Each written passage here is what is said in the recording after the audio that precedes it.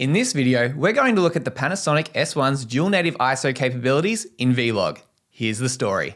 The Panasonic S1 isn't advertised to have dual native ISO. However, if you purchase the Vlog upgrade, you do get the dual native ISO function that the more expensive Panasonic S1H camera offers. Why does this matter? Well, it's a handy piece of information to have if you're shooting Vlog on the S1 and want to have clean images. Not that kind of clean. Every camera has a native ISO, where you get the most dynamic range and cleanest image.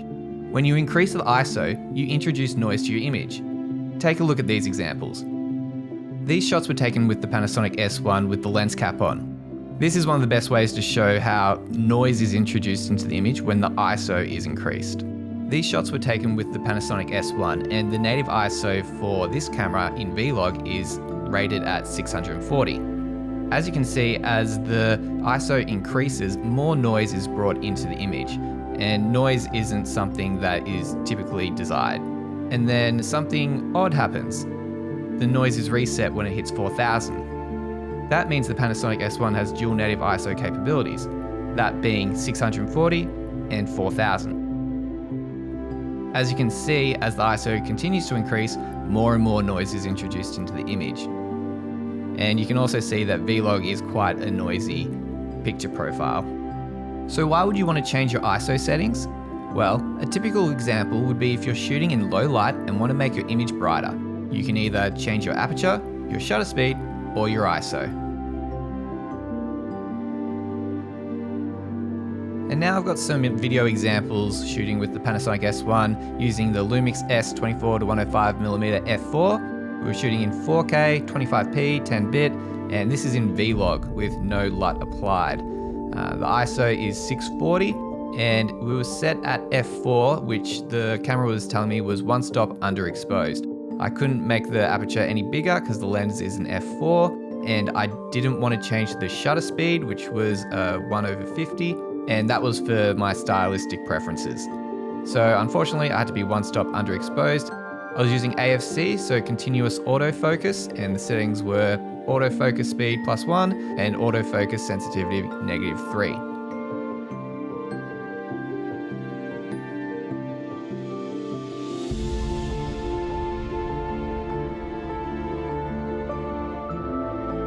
This is now with the Rec709 LUT applied, and I did boost the exposure in the adjustments as well.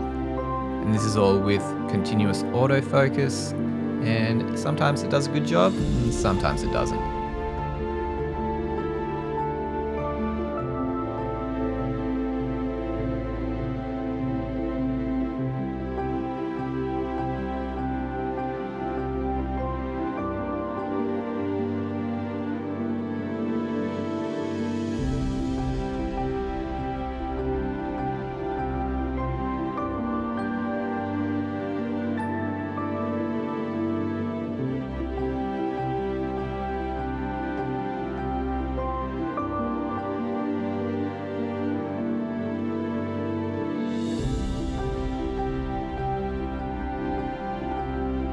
And now here's the second test, and I've changed the ISO to 4000, and this is Vlog, no LUT. Pretty much all the settings are the same as the last one, except I did decrease the aperture to f6.3, and the camera then told me that this was one stop overexposed. And I did this just to see what it would be like to be able to correct it in post.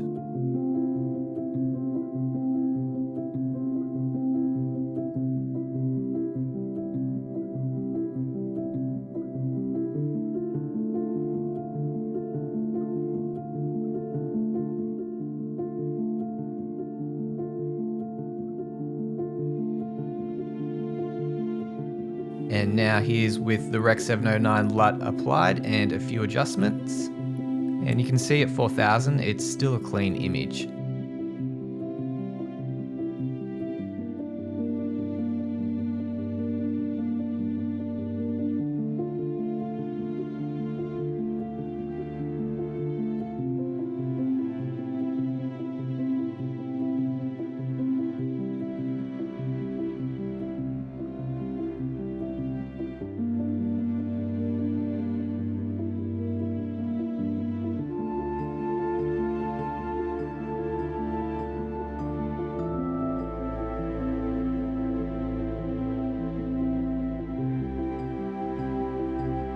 And now here's a side-by-side with the ISO 640 and ISO 4000 for you to compare the images.